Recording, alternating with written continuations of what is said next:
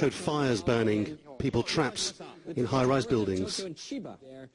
Although other pictures suggested most buildings had stood up to the earthquake, as they're designed to, others had collapsed, and it's impossible to imagine the number of dead from this won't be substantial. Also established a special office to look into the damage to banks and other financial institutions. Geological experts have warned that while the tsunami roared west towards Japan, it's also likely to have moved north, and that means the southeastern tip of Russia near Vladivostok. There are warnings for other countries as well, as diverse as Taiwan and Hawaii. Lawrence Lee, Al Jazeera.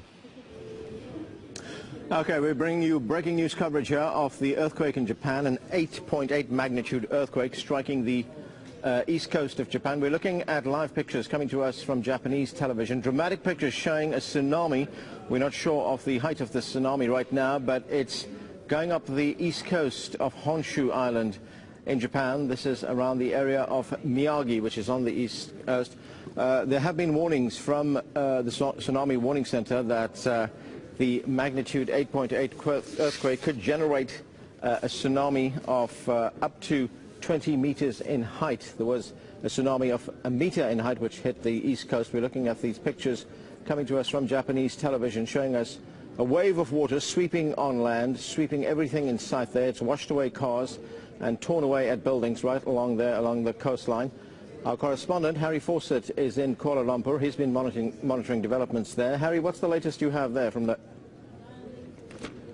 Well, it seems, as you can see on air on these incredible pictures, the tsunami is making its way ever further south down the coast of Honshu towards Tokyo. Even in the last few minutes, we've had a report from the Agence France Presse agency that the parking lot at the Tokyo Disneyland has been swamped by water. That's the first report I've seen, at least, of the tsunami arriving in a part of Tokyo. The Disneyland complex is just outside Tokyo to the east. Nearer the coast than the main urban area of Tokyo, but nonetheless that is the first report that we've had of the tsunami getting as far as Tokyo. In terms of the casualties, as Lawrence said in his report, it's difficult to imagine that they won't be substantial, but we haven't had any firm numbers yet. We have heard of injuries at a graduation ceremony, for example, in Tokyo, when the roof caved in at that ceremony. That's according to the Tokyo Fire Department. No numbers there yet. Reports of numerous injuries in Miyagi Prefecture. That's the Kyodo news agency reporting that via their sources in the police in Miyagi Prefecture. Miyagi is the closest Japanese prefecture to the epicenter of the earthquake. We understand it was about 120 kilometers off the coast, and the first waves of water came ashore on Miyagi. It's unclear exactly where these live pictures are coming from, but if you can imagine this replicated all up and down that enormous eastern coast of Honshu, the damage and the loss of life, we can only assume, will be substantial. Harry, as we know, this earthquake, the epicenter was about 125 kilometers off the Japanese coast. Now, let's try and put this into some kind of perspective. That east coast, which would have received the brunt of the earthquake, Japan is a very densely populated country. Are we talking about, along this coastline, are we talking about an area that is very densely populated? Well, not as densely populated as the major urban centres such as Tokyo. Tokyo is one of, if not the biggest city in the world. 30 million people about live in Tokyo. But there is the main city of Miyagi, Sendai, has well over 1 million people inside its own urban borders, and all up and down the eastern coast of Japan, all around the coast, there are fishing villages and small towns and cities dotted as far as you can go. I've visited some of them, and every little harbour will have another small fishing port or a village or some sort of human life, and so you can only expect that this tsunami, although people were warned to get out, you can only expect that people will have been caught up in the sheer scale of it. Now, in the past hour and a bit that we've been talking, Harry, this earthquake has been upgraded from a 7.9. That's what we were initially told was the size of the earthquake. It's been upgraded to an 8.8 in magnitude. And as these measurements are done, they're done exponentially. They're not done along a linear scale, along a sliding scale. So this would be a very big earthquake. Certainly it is an enormous earthquake.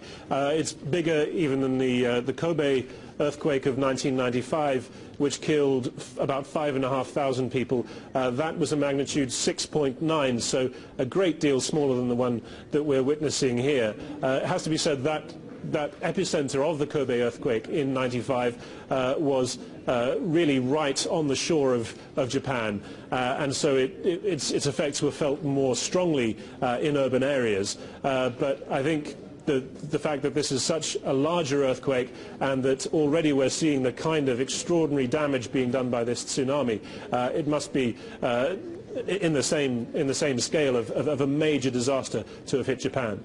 Okay, stay with us, Harry, just to bring our viewers up to date. This is an earthquake that struck off the coast of Japan, 8.8 in magnitude, struck off the northeast coast of the island of Honshu, which is one of the large islands in the center of Japan, Japan being a string of islands. The quake has prompted tsunami warnings. In some areas, the water levels could rise up to 6 meters, according to the Tsunami Warning Center, which is based in Hawaii. That's the Pacific Tsunami Warning Center. Now, joining us on the line is Brian Shiro, the geophysicist at the Pacific Tsunami Warning Center, which we've been talking about. Brian, what is the latest you have on the kind of tsunami that could strike that rim of countries around the Pacific? Well, the tsunami from this earthquake, which has been revised upward to magnitude 8.9 now by the USGS, is certainly going to be damaging for the area around Japan. The tsunami warning is in effect for Japan and Russia, as well as the Mariana Islands, including Guam and Wake and Taiwan. The watch is spread out more along the other Western Pacific and Central Pacific nations. But we've already seen a sizable tsunami on the gauges that are reporting from the region. We measured one at 3 meters, for example, before the gauge stopped transmitting, which might mean the gauge was taken out by the tsunami. That happens sometimes. Our deep ocean sensor of the DART buoy detected a 1 meter tsunami, which is very high for such a reading away from the coastline. So this is a sizable tsunami. We're monitoring very closely, and the models show that the tsunami certainly will get out into the wider Pacific Ocean, and it remains to be seen how the amplitude will decay as it spreads. But as you say, the magnitude of the earthquake has now been raised even further to 8.9. That's right, according to the USGS. Okay, give us an idea of what kind of tsunami, the size of the kind of tsunami that an earthquake of this magnitude could generate. Well, as you indicated before, we could see size up to maybe around 6 meters in the area of Japan.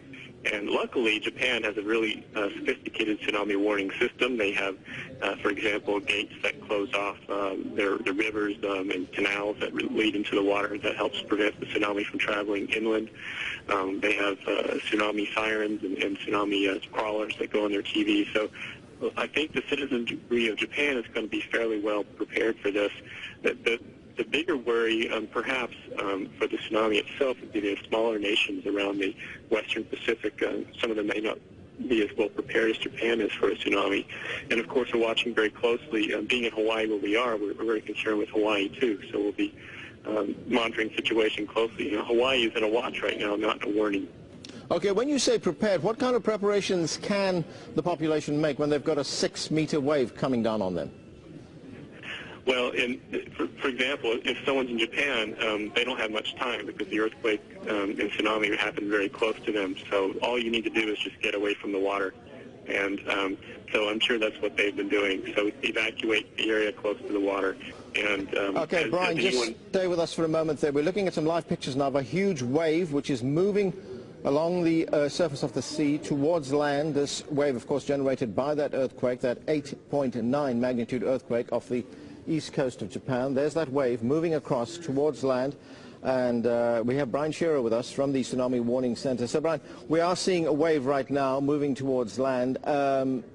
You were telling us about the preparations that a population can make in the face of this water barreling down. Certainly. The best preparation is to have a plan ahead of time and to know where you're going to go in the event of a tsunami, and to know where the evacuation zones are, where the areas are where you're going to aggregate and collect and find your friends and loved ones. And so, like I said, Japan has a very good system like this. Hawaii does as well. Not every country does, though. So, you know, people are going to follow the best plans they can. But the general rule of thumb is if a tsunami happening close to you and it's going to be arriving soon, then get away from the water. Well, we know that Japan is in a very seismically active area. It lies along a fault line along the Pacific Rim, which is very active with earthquakes. So when people are warned that a tsunami is coming down, barreling down on them, they will be asked to move to higher ground, presumably. Yes, precisely. And I should add to that, too, if you're in an area with strong buildings, like high-rises, hotels, condominiums, anything made of reinforced concrete, it's perfectly fine just to go upstairs in the building. The rule that we use here in Hawaii is the third floor or higher, and in that case, you should be safe. Now, we know that this earthquake has come almost 48 hours after another earthquake struck that very same area in Japan, that one measuring around 7.8. That was on Wednesday, earlier this week. So we could expect in the next few days more aftershocks. It's possible, yes. Earthquakes tend to happen along the same fault system, related to each other, and it can be foreshocks or aftershocks and along the same sequence. Typically, aftershocks are not as large as the main shock, so we would not necessarily expect the aftershocks to be as big as this, but the problem is with an earthquake this large, the earthquake damage itself has certainly caused a lot of problems, and so even a relatively small aftershock could topple buildings, for example, so it is a big hazard.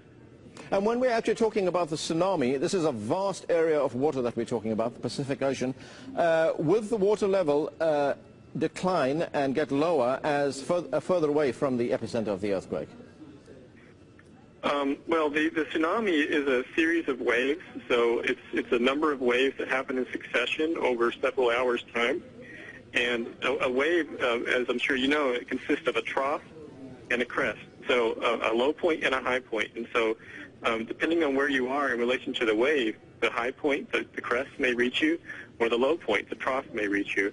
And either way, you'll see either a rise or a fall in sea level. And if you're so lucky to have the trough come first, that's the recession of the sea, that's your natural warning sign that something unusual is happening. It's probably a tsunami. Because I'm looking at the countries that could potentially be affected by the tsunami. It goes all the way up to Russia, Guam, Taiwan, the Philippines, Indonesia, as well as Hawaii itself. So that warning would be for all these countries. Currently, the warning is just restricted to the northwestern Pacific countries, including Japan and Russia and the Mariana area and Taiwan. The watch includes the other areas that you indicated, including Hawaii. We define a warning as the area within 3 hours travel time, tsunami travel time, and a watch the area within 6 hours travel time. But it could expand. Yeah, and what we're looking at right now are the waves just hitting the east coast of Japan so far. Yes, that's right, so far. Okay. What direction could that take? Well, the tsunami energy, when it's imparted into the ocean, takes a really directional path. And so in this case, the direction the energy is going to propagate primarily is toward the northwest and toward the southeast, roughly. So that's directly impacting Japan's coast and then directly going out into the central Pacific, in the direction of Hawaii. If we could put this into some kind of perspective on recent earthquakes that have hit that area of the world. We had the earthquake and the tsunami, the Asian tsunami, which hit several years back. How big is this compared to that? Well, that was a magnitude, depending on whom you believe the researchers your favorite, around a magnitude 9.3 or so. And certainly much larger, probably around 500 to 1,000 times larger in energy. So we're dealing with a much different animal here with this tsunami. An 8.9 is very big, but it's nothing compared to something in the mid-9 range, which is much, much larger. Okay, sir. Thanks for joining us. Let's go now to our correspondent, Harry Fawcett. He's in Kuala Lumpur, monitoring the latest from there. Harry? Well, as you're seeing, those pictures just coming in from the east coast of Japan,